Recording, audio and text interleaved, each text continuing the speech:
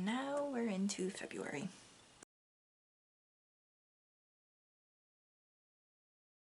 Hey folks, my name is Jen, and today we are going to be talking about all of the books that I read in January. So normally the amount of books that I read in January, there's a pattern to them. I'll try to show a shot here of what my reading months usually look like. I've been keeping track for the past several years, and there has been this particular pattern to January that's been very strange, to be completely honest. It is usually between 6 books read or 7 books read, and it switches back and forth. Technically this year I think would have been 7 books, but yeah, no, I read 14 books this month. Now normally I talk about books that I've read in the order chronologically of how I read them. This time we're going to switch things up a little bit, and I am actually going to talk about books by genre. The first books that I'm going to talk about are the couple of non-fictions that I read this month. So the first of these non-fiction books that I read was The Little Book of Huga. Oh my gosh, my cat.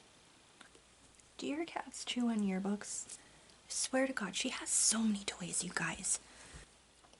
Anyway, regardless of that, which is not very Huga to be chewing on my books, this is The Little Book of Huga. This is Dangerous Secrets to Happy Living by Mike Viking. He is the CEO of the Happiness Research Institute in Copenhagen.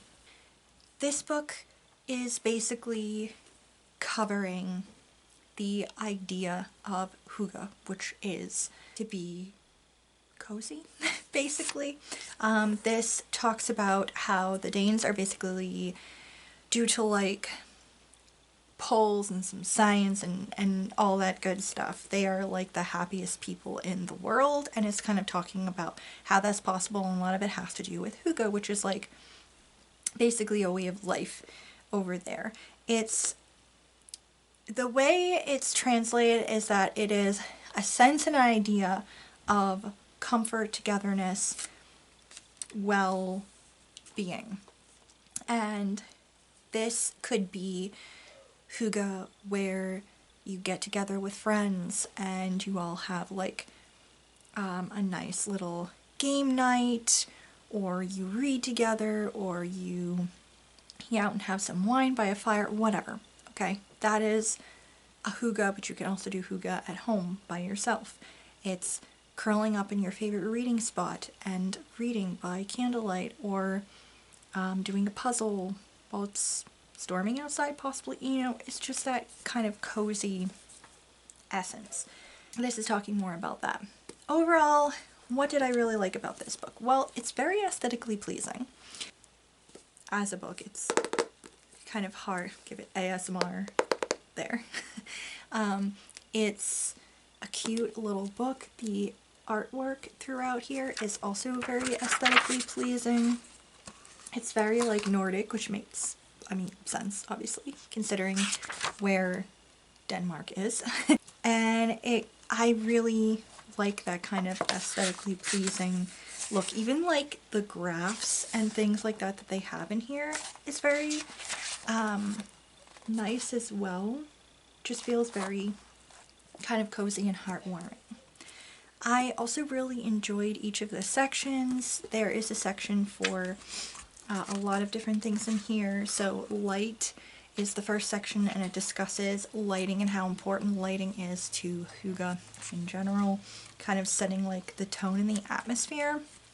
But it also talks about togetherness, the food and drink, and clothing, and at home and outside of the home, and how to do it on the cheap, which was really fun.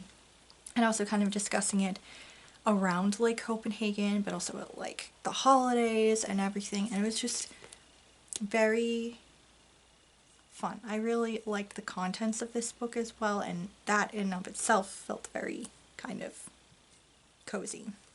So yeah, I'm not someone that goes into the self-help kind of thing, even though I really enjoy like psychology and looking into psychology, like that side of it is just not my cup of tea most of the time. This book, I saw it kind of categorized on Storygraph as like a self-help thing, and while I will admit that this kind of flirts around the edge of being like a self-help book, I think for the most part it's really not. Mostly it's just kind of like telling you, hey, this is what is going on in Denmark, and people are still studying why people there are happier than the majority of the rest of the world and everything. I will say it was fun looking through here and seeing what things automatically are really cozy that we already do, and things that you could incorporate more into your life, I guess, like just making things more cozy around your house, elevate your happiness kind of thing, which, to be honest, is kind of like a no-brainer. Like, well, no shit, Sherlock. Cozy blankets will probably improve your happiness tenfold, because I'm convinced that the majority of people are secretly just cats. You just want a cozy place to sack out for a while. I will have to say, I think that some of these things are hard to incorporate, at least here in the US, just because societally our society's different than in Denmark, or not even Denmark, even parts of Europe. Their society is focused on different things, I guess. I'm trying really hard not to get like political at all, but basically things are social, economically, stuff is like they care more about the little guy is what I'm trying to get across here. It's easier for people to be happier in certain places because they're not constantly worrying about if they're going to end up homeless because they've missed some bills or shit like that. I mean, that's what I'm getting at. So it is easier, I think, in some places for people to incorporate more of these ideas than it would be here, for example. But he does kind of talk about that a little bit. Otherwise, yeah, just a fun little book, very interesting way of looking at things, I guess. And yeah, I thought overall it was pretty cozy. I really, like I said, liked the artwork in here. I also really enjoyed the recipes that are in here. There are some pretty delicious looking recipes for very cozy dishes. Anyway, yeah, cute. If you're looking for a little bit of a pick-me-up, or you are just kind of interested in the idea of yeah, interesting little book. I gave this like 4 stars. And the next book that I read, actually, that makes this cup appropriate with Stephen King on it, is I read a Stephen King book. This was actually a reread of mine, and it was On Writing, a memoir of the craft. And yeah, this is Stephen King's book about writing. At least like a good chunk of the opening section and then some of the ending section as well are devoted a lot to not only a memoir giving background of, well, this is how one writer was born, so here you go. I really found that interesting. I mean, I really liked learning about that back in the day. This was one of my textbooks from college. I can't remember what class this was for, but I believe this was the same class in which I have a couple of other writing books, but they have the same kind of idea, but they're more about their essays from various authors that were included in magazines or newspapers and things like that. And it's like going in deep about, one is called Why I Write, which is authors exploring the reasons why trying to get to the heart of why they write in general. Then there's another one about writers on writing, which is the same kind of idea, and talking about their process and things like that, various essays like that. And I believe that this book was from the same class, because we had to write a series of essays and then come up with an ending product of why we ourselves became writers, why we cared about writing, why we were in that major. Tabbing and highlighting, because I just found myself wanting to. I've been having a little bit of trouble writing lately, just not really having the drive, not really feeling up to it, hating anything that I was trying to do, and just not getting with it. So I figured that what I needed to do was I just needed to go back to basics, and I needed to go back into reading about writing. So I picked this up first. I have another, I have a couple of unread writing books actually, and one of them I'm reading right now. And then I also have some other of my textbooks, which I'll probably dive back into at some point as well, just to try to like jumpstart the creative process a little bit. I really liked revisiting this. I really liked getting back into the story of why Stephen King became a writer, what he loved about writing, how long he'd been writing, what he had been writing since he was a kid, basically. And honestly, the largest section of this book is full of his like writing advice, and he uses a couple of like metaphor things to explain, like the writer's toolbox he talks about for a large section of this, which is like stuff you want to put in your toolbox for your future writing endeavors. But yeah, a lot of the advice he has in here is just pretty great. Let me see if I can read some of them. This one, which was talking about when he was in, I believe, in high school, and he got in trouble because one of the stories that he'd been reading, kind of like passing around and telling and stuff at school, he got in trouble for, and he got kind of browbeaten by one of his teachers about it, and she was telling him, you know, that he was wasting his abilities with writing like cheap horror, kind of pulpy stories or whatever. And he said that he was ashamed. He said, "I have spent a good many years since, too many I think, being ashamed about what I write. I think I was 40 before I realized that almost every writer of fiction and poetry who has ever published a line has been accused by someone of wasting his or her God-given talent. If you write or paint or dance or sculpt or sing, I suppose, someone will try to make you feel lousy about it, that's all. I'm not editorializing, just trying to give you the facts as I see them." And it's just kind of like, hey, you don't have to be ashamed. This is what you want to do. Fucking own it. There's another piece of advice that he got, which was, when you write a story, you're telling yourself the story. When you rewrite, your main job is taking out all the things that are not the story. Writing is a lonely job. Having someone who believes in you makes a lot of difference. They don't have to make speeches. Just believing is usually enough. So he talks a lot about his writing, and he talks a lot about getting sober and sobering up, and how hard of a process that was, and how he was really afraid that it was going to affect his creativity. But it didn't really. It did for a little bit, and he just got right back up into it again. And he had a piece of advice that I really liked from that, which was, it starts with this: put your desk in the corner, and every time you sit down there to write, remind yourself why it isn't in the middle of the room. Life isn't a support system for art, it's the other way around. If you want to be a writer, you must do two things above all others: read a lot and write a lot. And he also talks a lot about writing different books.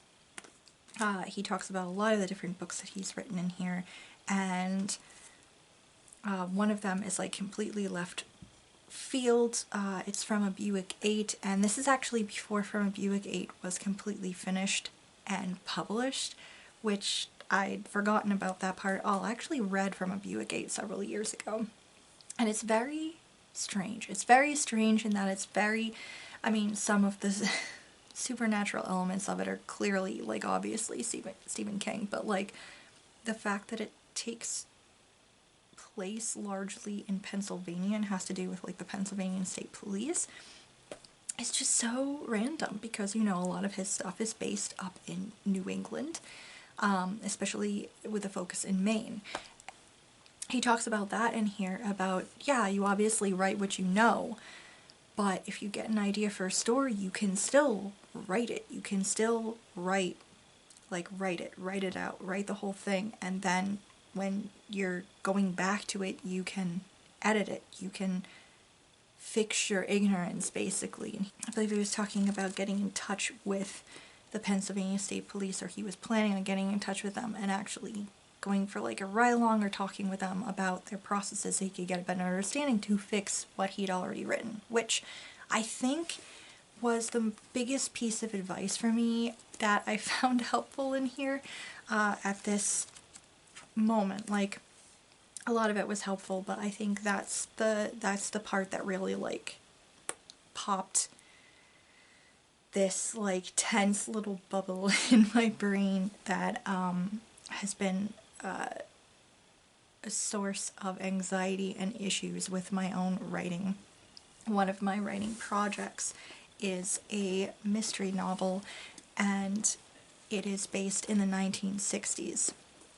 And not only is it based in the 1960s, it is having to do with a topic that I do know a fair bit about, but I don't necessarily know a lot about it in the 1960s. So I have been very much in my own head too much, freaking out about how I need to get this right. It's important to get this right. It's important to get everything done, which I've been doing so much research for. I've not only been doing research on, like, the general area, the setting, the contents, the major topic that's in there. I've also been doing research on history before that, so I have better context for why things would be the way they are. I'm like, the amount of research that I have already done and that I'm planning on doing is just a lot,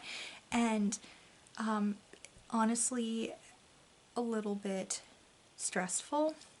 And I often find myself writing something and then saying, wait, but did that exist in the 1960s?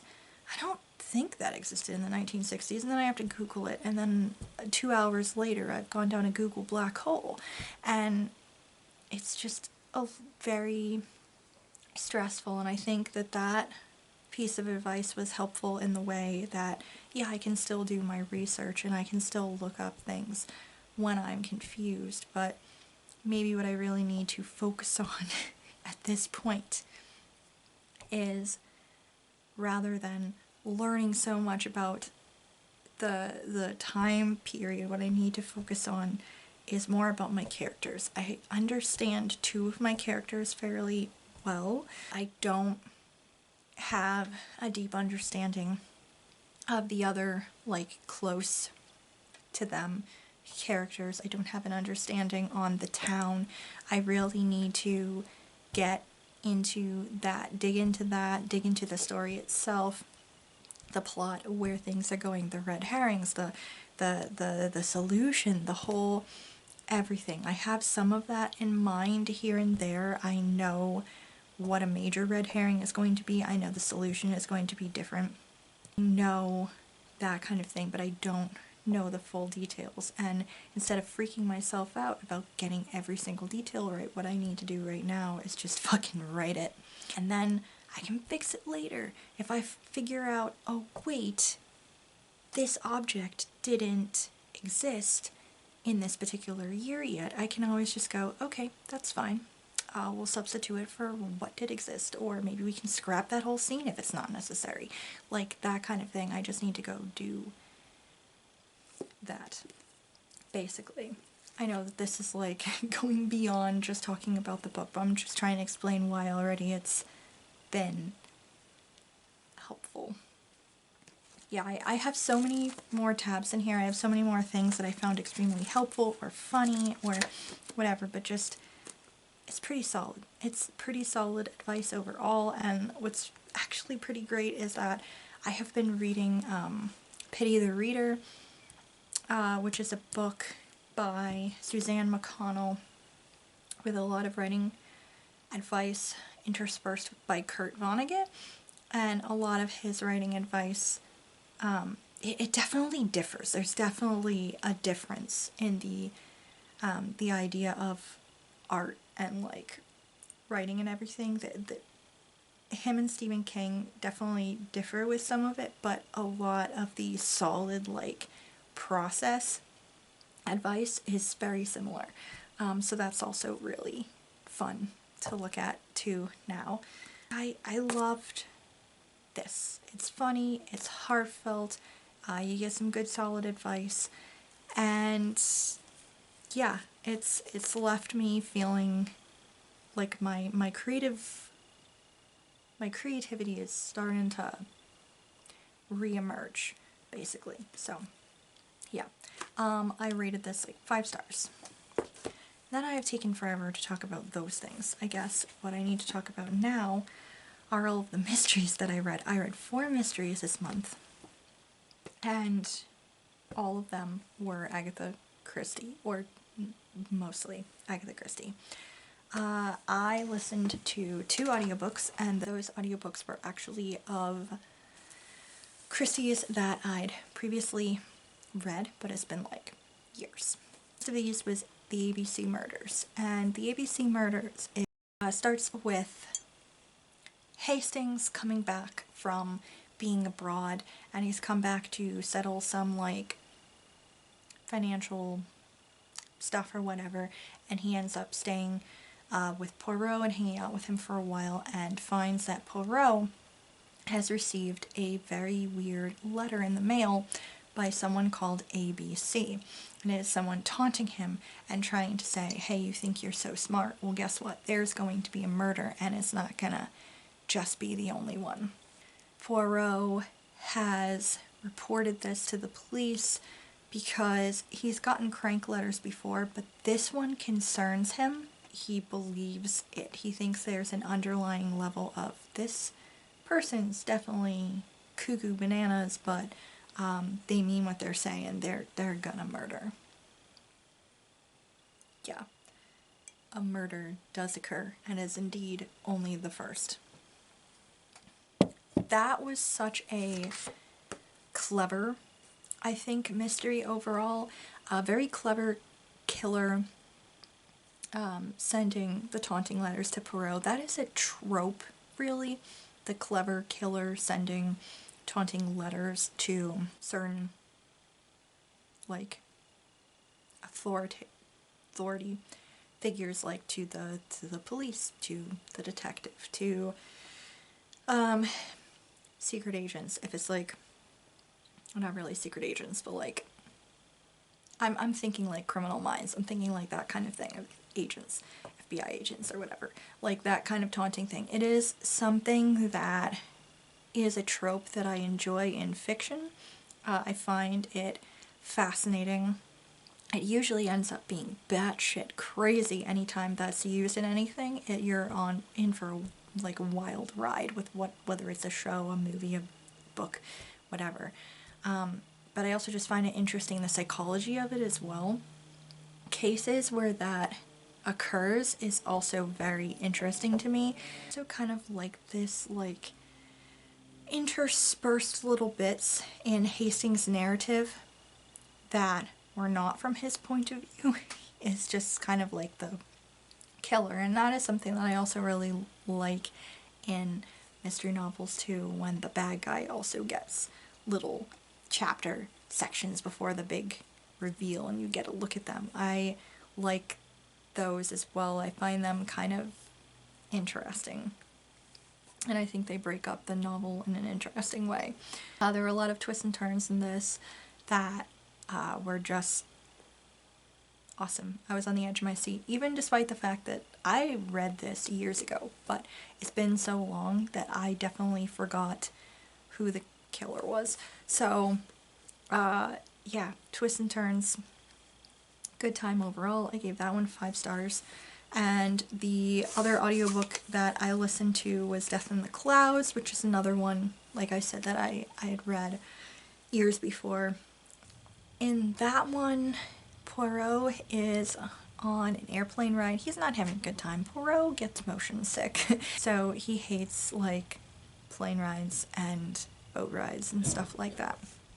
So he is on this plane, and right under his nose, a woman is murdered.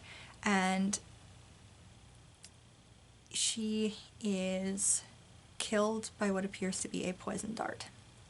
So the thought is, how in the hell, in a plane full of people, could someone shoot a poison dart at a lady? Just stick their head out into an aisle and shoot a poison dart at a lady. How is that possible? Poirot always being in the right place at the right time, or the wrong time, really. Just murder just kind of floats around him. I really liked the kind of locked room-esque feel of this one. It's not a locked room, obviously, but it's an airplane. It's not even the whole airplane, it's just this particular airplane compartment where there was Poirot, the victim, and then also all of the suspects, including a couple of the, wow, I had a brain fart. The 2 attendants on the plane. I really enjoy that kind of feel, to like the locked room idea of, okay, it has to be this specific, there's no possible outside, it has to be one of them. That's a trope that I really enjoy as well. So, like I said, I forgot who the killer was from the last read, so the whole entire time you're focusing on each character, and I was really like, who the fuck done it, you guys? I was questioning, could it be this person? But it doesn't seem like it's that, so it has to be that one, right? But maybe it's that one. So that was a lot of fun. Definitely fell for a red herring, definitely did not get it. I love when Poirot is Papa Poirot, and he just says, leave it to Papa Poirot and his little gray cells, and he'll take care of things. And I don't know. This is another part of his, like, character that I just really enjoy. And it's really interesting because you see him, there are 2 sides to Poirot, and one side is this faintly ridiculous little man with this giant, like, perfect mustache, who always is, like, very neat and orderly, and people think he's just kind of ridiculous and doing, like, his own little thing. And he is very much, there's a part of him that is amused, and he does get easily amused. He cares a lot about his friends, and he tries to do his best to protect people carefully, and he does have this kind of Papa Poirot persona where he will do his best to maneuver things around to protect people who he believes are vulnerable, or he believes are in danger. And he also has a little bit of a little matchmaking thing about him as well. And then the other side of him is the person where he says in Death in the Clouds that, yeah, he's been friendly and kind with people, but he also suspects every single person. And part of the point of keeping people close and stuff like that is because he does indeed suspect every single person until he rules them out. And he does have this, like, inquisitive and calculating brain. I feel like in this book you really get to see both sides of his character very carefully kind of balanced in here. I really liked how this book kind of balanced those sides of Poirot very carefully. And I also really like when Christie includes archaeology in her details. You can tell about when she met her second husband, Max Mallowan, and you can tell because archaeology starts making an appearance here and there and things. You can tell that she's become interested or involved in like his travels and stuff like that. But yeah, anyway, I liked it. I had a lot of fun reading it. Again, was shocked by the ending because I'd forgotten who the killer was. But yeah, I gave that 5 stars. Then, what else did I read? Well, I read Why Didn't They Ask Evans, which is I believe it's a standalone, because I don't think the main characters are in any of her other books, but I haven't read all of her books at this point, so I could be wrong. Basically, this starts with young Bobby, who is kind of finding his way. He left the Navy and he's still trying to figure his shit out, basically. And he has gone golfing and finds a man who has fallen off the nearby cliff. And the man dies before help can come. And the last thing the man says to him is, why didn't they ask Evans? And then Bobby is pulled into this mystery of, well, who is Evans? Why didn't they ask him? What is happening? And the other person who kind of gets pulled into this is Frankie, or Lady Frances DeWitt or DeWent. I can't remember. Something like that. Anyway, and she is his neighbor and childhood playmate, and also they kind of are dancing around liking each other, but it's not technically appropriate because her family is a slightly higher station than he is the reverend's son, and it's like a whole thing. Anyway, yeah, fun. I really liked the dynamics of Bobby and Frankie. Their banter was pretty great. I really loved their investigation overall. I think that it really reminded me of the Tommy and Tuppence books. I fell for a big red herring like a giant fool. The ending was pretty interesting, but I do admit I did roll my eyes a lot at the big villain speech at the end. It was very Dr. Evil-esque, which I guess is funny for me to be saying that was just a bit too much when this is that kind of thing. This is probably what a lot of big villain speeches at the end of things are based off of. Are books like this, or like James Bond or something like that. They're based off of that kind of thing. So me reading it now and just being kind of like, I'm over all of that. Well, that's because I've read so many modern things of it now. But at the time, I'm sure it was great. I enjoyed it overall. I don't know if these characters come up again. I kind of hope they do, because I really enjoyed their story overall. But I will admit that the mystery itself got a little bit too complicated there, especially near the end. Things got a little bit convoluted. But yeah, still was 4 stars, and I do plan on watching the fairly recent adaptation of this. And then the last mystery I read was Black Coffee, which it's based off of a play by Agatha Christie, but this novel was actually written by Charles Osborne.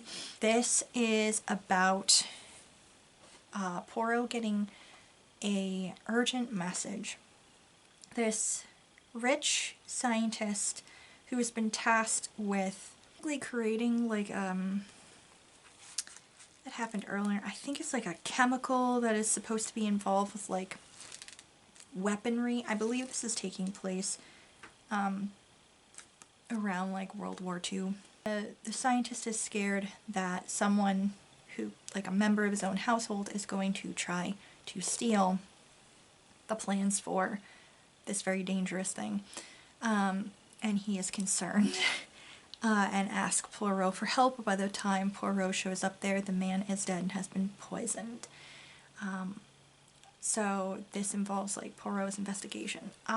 This is written with a close, it's not from Poirot's point of view, but it's fairly close point of view to him, and I did like that. I liked having like a closer connection to Poirot's inner thoughts, which is not something that we ever get in any of Christie's novels. But so I did like it, but I do have to contradict one of Christie's grandsons said in here was that this was just like reading an authentic Christie. No, sir.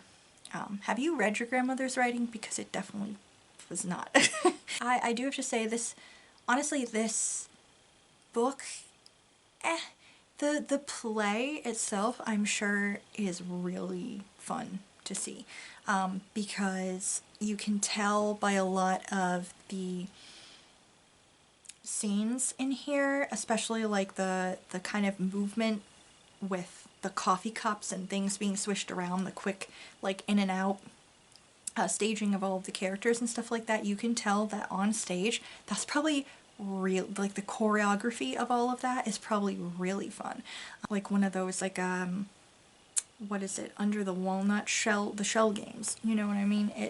It must be really fun to see that staged. And also just the dramatic speeches of everyone, the in and out.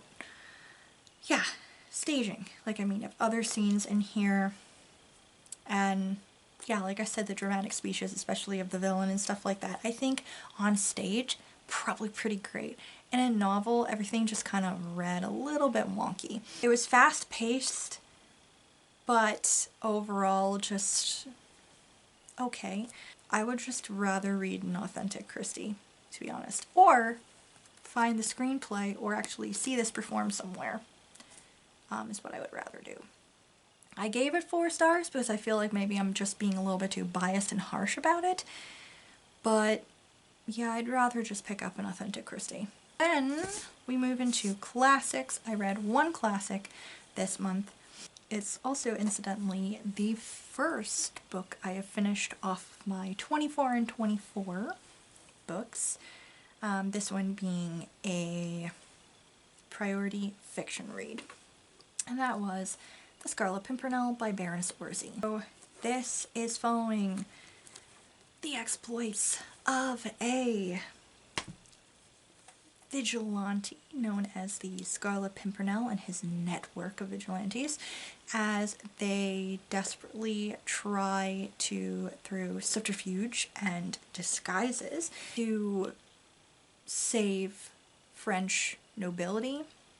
A lot of them being women and children, but also sometimes the male aristocrats as well, trying to shuttle them across the channel into England and save them from the guillotine because it's taking place during the French Revolution.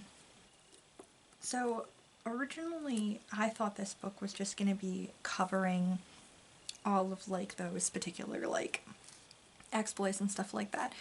It does in part. There is a chunk of it that does cover that, but actually a lot of the book is following Marguerite Blakeney. And Marguerite Blakeney is the wife of the very rich Sir Percy Blakeney. And Marguerite has had a rough kind of life. Her and her brother, they are French, and she met Percy I think a year or so previously, and they had a whirlwind romance and fell in love. But then he distinctly turned cold to her when, right before their marriage, she admitted to him her part in getting a French nobleman killed, which was partially her fault. Actually, quite a bit of it was her fault.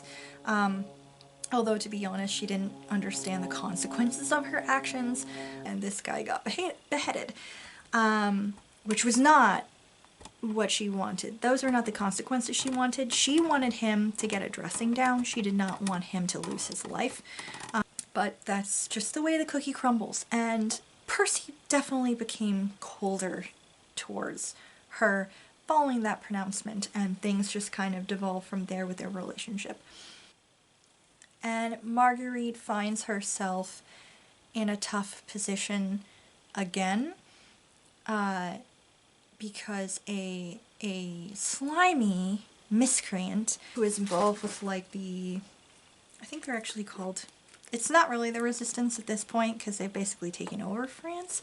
But he's, I forget what they're called, but he's basically involved with the, is it the People's Republic? I don't know what it is. The Republic, basically. He's involved with them, and he threatens her brother, and Marguerite has to do some spying things to save her brother's life, but ends up risking the life of the Scarlet Pimpernel. And things get kind of crazy from there. If that sounds complicated, it is. I'm just trying really hard to not give any further spoilers or things like that, even though I know there's like a musical based on this, there are movies based on this, there's been various types of things. This is actually where the basis for a masked Avenger kind of swashbuckling hero vigilante thing, like superheroes basically, or probably the thought of them probably comes from this. So it's yeah, it's a story that people probably mostly already know, but if you want to read it, I don't want to give any particular spoilers away. It's good, you guys. It's definitely a page turner. It is a very adventurous book, very swashbuckling stuff going on, intriguing main characters, there are disguises, like I said, there's adventure, vigilantes, trying to save lives, there's full of secrets and like spy stuff going on, there's secret missions, and there was also honestly a bit of like sexual tension in here that I was not anticipating. And I guess I wasn't anticipating it because this is a classic, technically.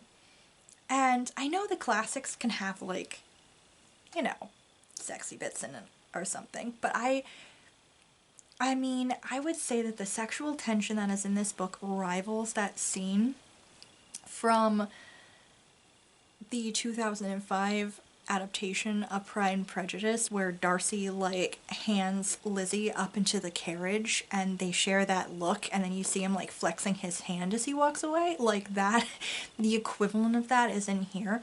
And I guess it was just surprising of me for me to read that, I guess. It's not something that I was expecting. I enjoyed it.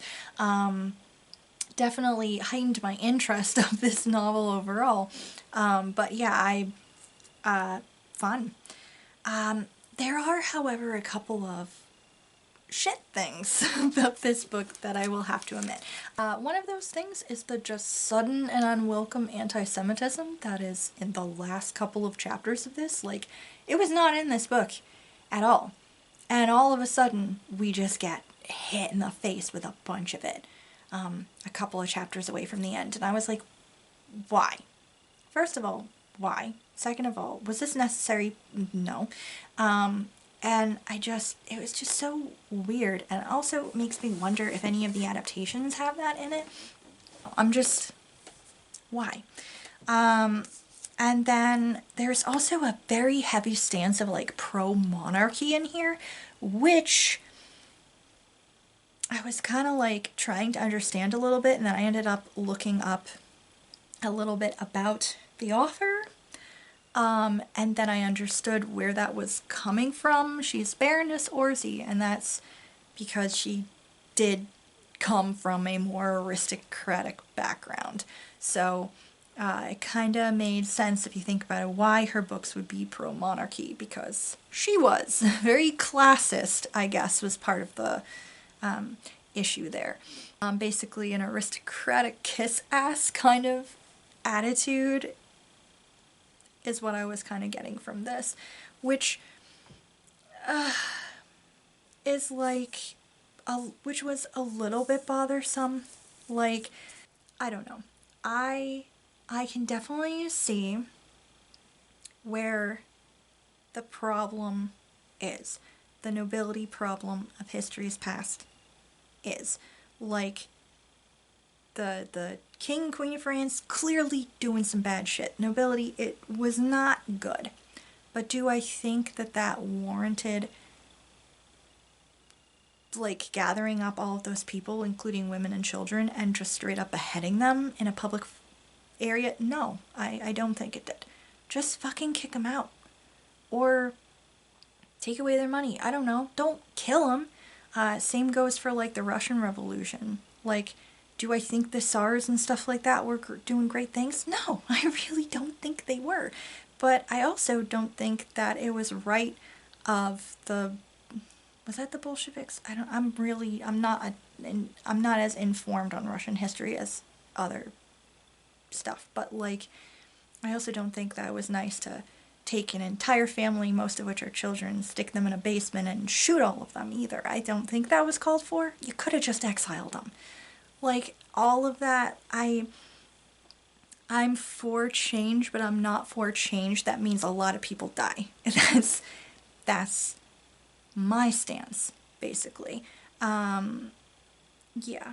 So, didn't really like the pro-monarchy stuff, but also thought that, geez, painting these people who just wanted equal rights as like lawless monsters, that's pretty shitty too. Calm the fuck down, Baroness Orsi. Also, my only other point of contention with this was that Marguerite is consistently called the cleverest woman in all of Europe or whatever, and while she is pretty witty, and she does have quick comebacks to like certain things and stuff like that, I would not call her the cleverest woman in all of Europe because she made some piss poor fucking decisions. I was like, who the fuck is the dumbest woman then? Because what was that, Marguerite? Still, overall, did I enjoy this? Yeah, I did. Am I going to seek out the other books? Because guess what, guys? This is the first in a whole series. Yeah, you're damn right I am. Yeah, I gave this 4 stars. Okay, then we get into graphic novels. I read 5 graphic novels this month. And these were all part of the Adventure Zone, which is by Clint, Justin, Travis, and Griffin McElroy, and the art is by Carrie Peisch, and this is all based off of the Adventure Zone podcast, where Griffin DMs his father and 2 brothers through a fantastical adventure. It's based off of D&D. Yeah, fun. I also recommend the podcast. But I basically, where are we? I reread Volume 1, Here There Be Gerblins, which is the introduction to the tale, and also Volume 2, A Murder on the Rockport Limited. I reread both of these because I read them previously. These adventures are following the human fighter Magnus Burnsides, the dwarf cleric Merle Highchurch, and the elf wizard Taco.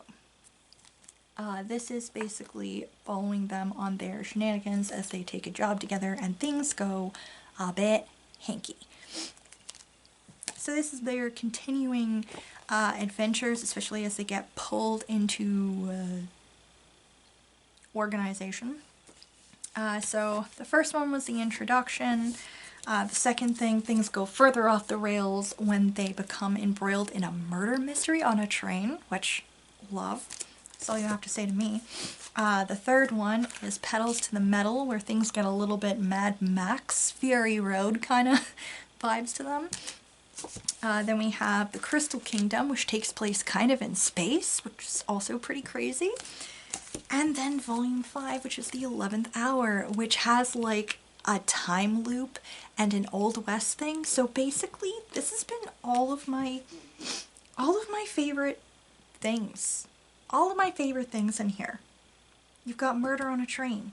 You've got, I'm not really into, I don't really know about the Mad Max stuff, but parts of it also kind of reminded me of pod racing, and I'm one of those weirdos that actually like the pod racing parts of Star Wars, so, and then you get like weird shit in space.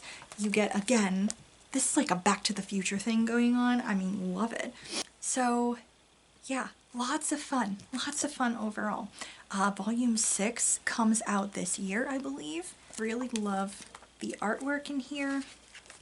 It's very like colorful and it's pretty great. There are a lot of different emotions that are expressed in here. The humor is absolutely hilarious. I think it's just so well done. The panels themselves, just everything funny. There's jokes throughout, which I mean is just, that's the McRoys and the podcast. But also it has a lot of heart too. There's a lot of like heartwarming and heartfelt things in here.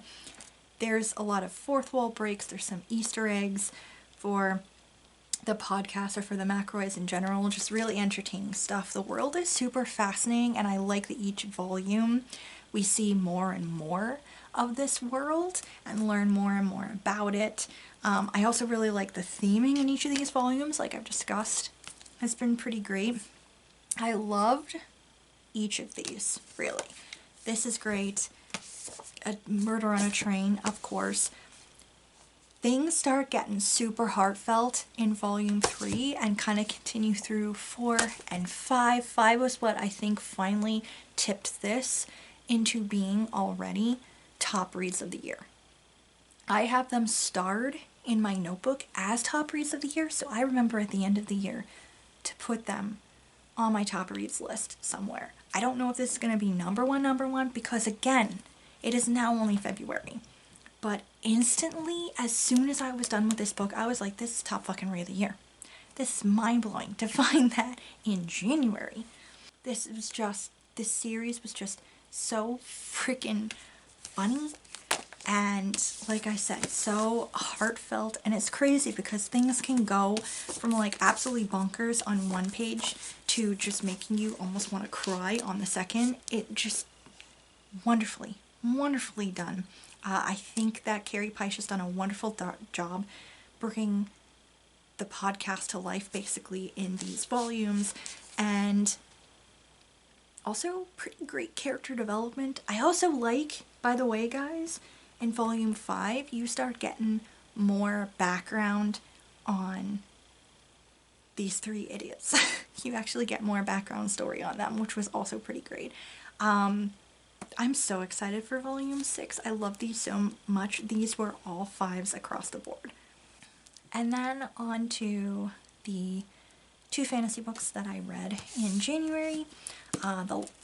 This one was actually the last book that I read in January, and it was The Never Tilting World by Rinch Bako. This is following 2, I think I said women originally. No, they're actually teenage girls. I forget how old they're actually supposed to be, but they're teenagers. Several years before, when they were babies, the world cracked. There is this ritual that was supposed to take place, and between these 2 sisters, and one ruled each end of their world, and something went wrong, and unfortunately due to that the world cracked and stopped spinning, and basically a large chunk of the population died, and the survivors are kind of spread out between these 2 halves of the world. One is Arinth, which has like the ice, it's full of ice and darkness, and then there is the Golden City, which is like in the middle of a desert. Basically it's daylight like all the time, and each of these 2 rulers, who are called goddesses, each of these goddesses have a daughter that they've raised, and due to circumstances and wanting to find a way to heal their broken world, these 2 teens are called to the abyss, basically the center of their world, to try to find a way to save everyone, basically. And they each have 2 companions. There is Odessa, who comes from the dark ice world, and she has with her Lon, who is basically she's a healer, but she can also fight by poisoning people. Pretty crazy. And she's kind of like a bodyguard to Odessa. And then on the other side, you have Haiti, which, cool name, by the way. I believe that Haiti is the name of one of the characters from Count of Monte Cristo, I believe, too. So I was pretty excited when I saw that name, but you don't see it that often. There's Haiti, and she is joined by this sarcastic, foul-mouthed desert scavenger named Arjun. You know which one was my favorite. They're both separately on these different journeys to the source of the issue, basically. What can I say about this book? Lots of interesting quotes from here. One, which is like on the back as well, is a demoness is what they call a goddess that men cannot control. Interesting. That is actually also part of a song that you do learn more about later. What can I say about this book? Well, I had mixed feelings initially about this because it was making some writing choices that I wasn't fully on board with. Like, there was a little bit of tropey stuff that I was kind of like, oh boy. And Odessa herself, I felt, was just very immature. Like a very, I know they're supposed to be like 17 or 18, but she felt like just very immature. Very just not making some good choices. Definitely did not like her that much. Lon, however, I did like Lon. Lon is going through a lot. Lon is dealing with some PTSD. But I felt that like Lon deserves better than Odessa, to be completely honest. And I did find this definitely readable. It's very fast-paced, very readable, easy to get through. There's a lot of action, like a lot of action in here. There's also a lot of death in here, so that's something. There's also animal death in here, just to throw that out for you if that is upsetting. But still, I found this really intriguing overall. Arjun and Haiti, though, those are the sections that I liked reading the most.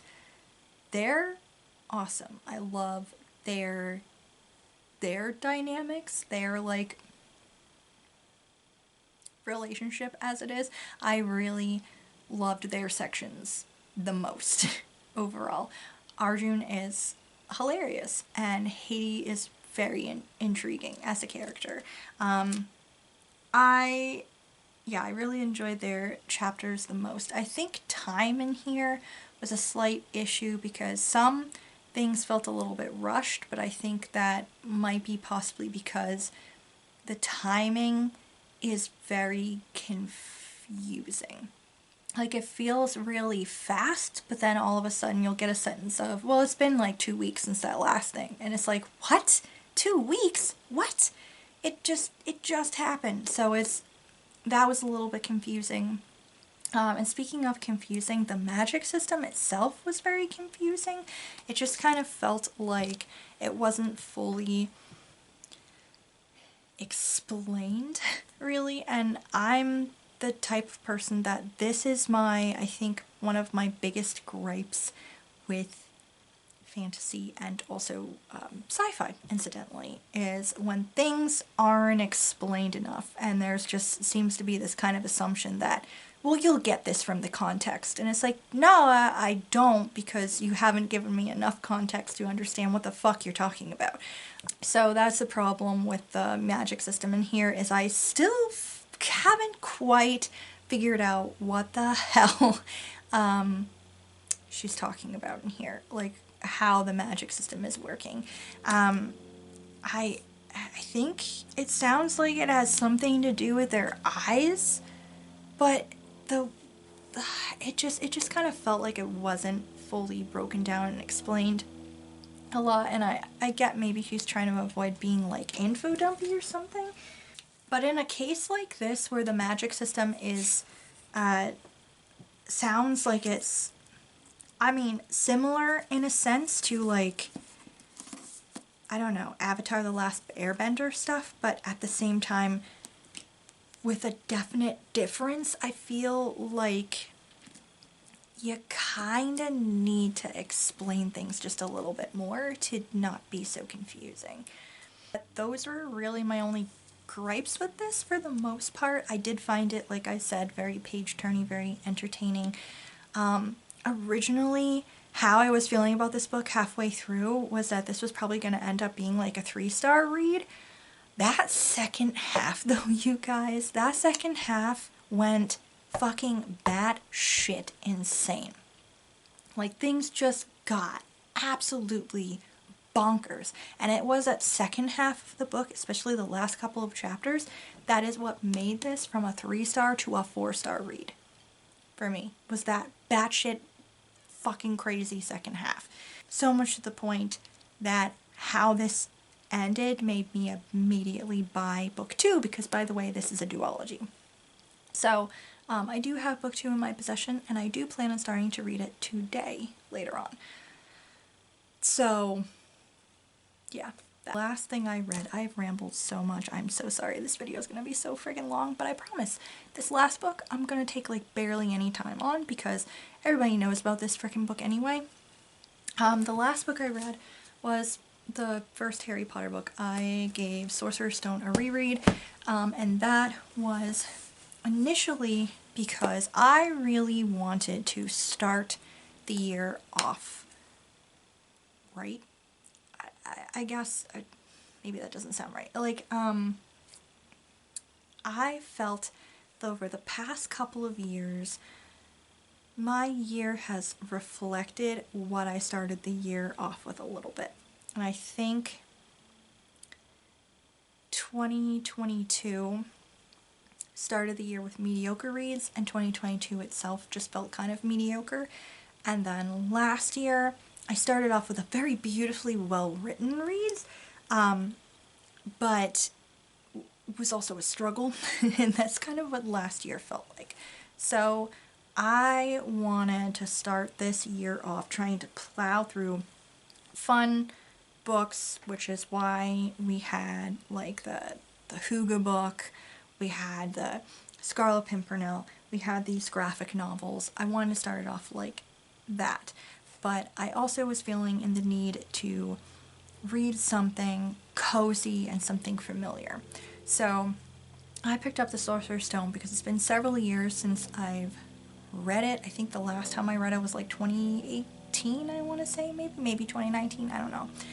And I wanted to read it because that's an old comfort read of mine. I have read the first book probably like 20-25 times, I want to say, whereas the rest of the series, it kind of goes down from there. Like, I've read 2 and 3, I want to say probably about 10-15 times. Book 4 I've definitely read probably about 4 or 5, and then book 5 I've only read that twice, and then I have only read the last 2 books once because they hurt me so deeply in my soul.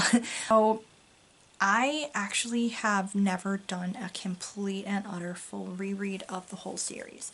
And initially my plan in reading the first book was to just read something cozy and just kind of start the year feeling cozy and comforted and good and go about my way.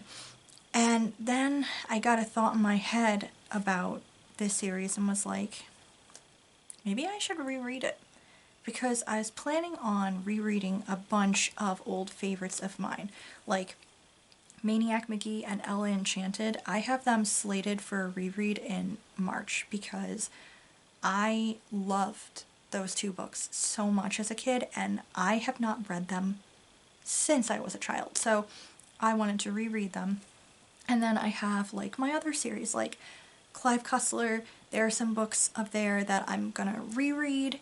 I haven't read those in years, and then also new books to me that I'm gonna read. And same for, like, I've told you about the George L. Nicholson series. I'm gonna reread the books that I'd read as a teenager, and then finish the series with the 4 books that I haven't read before. So I have like this plan of revisiting books and seeing how I feel about books now as an adult, as opposed to how I felt about them when I was younger, how much they meant to me as younger, and see how they if they stand up, if I have any different feelings about them now. So I figure that's what I'm gonna do, is I'm just gonna reread the series and kind of look at it as an adult and see kind of how I feel about it now. This version, I read the illustrated version. I can't find my original paperback copy of the book. I think I might have lent it out and just never gotten it back, which is unfortunate. But so I read the illustrated version, which I think the illustrated version adds to it a lot. Yeah, so I reread that. I do have to admit that I don't think I enjoyed it as much as I used to when I would reread this a lot. But there is still a feeling of, wow, going back to Hogwarts feels like slipping into the coziest blanket and having a hot cup of tea and being entertained. That's what it felt like. Still very readable. And yeah, so was that. I just started my reread of Chamber of Secrets. I'm actually thinking of spacing it one per month until I'm done with it. I think that's what I'm gonna do. Yeah, so that's what I'm doing with this series, seeing how I feel about it now as an adult. And I probably, I don't know. Everybody knows the books anyway, so I probably won't spend a lot of time in any of these months talking about them until like maybe the last month. So there's 7, so that'll be July. So sometime in August when I do my July wrap up, maybe I'll spend more time talking about that all then, because it won't just be about the last book, it'll be like my thoughts concerning the series now as in coming back to it as an adult. Maybe that's what I'll do. I don't know. And that was everything that I read in January. That was so many things. I feel like this video is going to be so long. I'm going to try really hard to edit it down. But if it's still long, I am sorry. I actually gave myself little post-it notes this time around so I would be less long-winded, and I feel like I fucked up anyway. So, thank you for your patience. Thank you so much for watching. Thank you for always watching. If you're new here and would like to subscribe, please consider doing so. And I hope you guys are having a wonderful day, week, weekend, wherever you're at. And I will see you guys next time. Bye.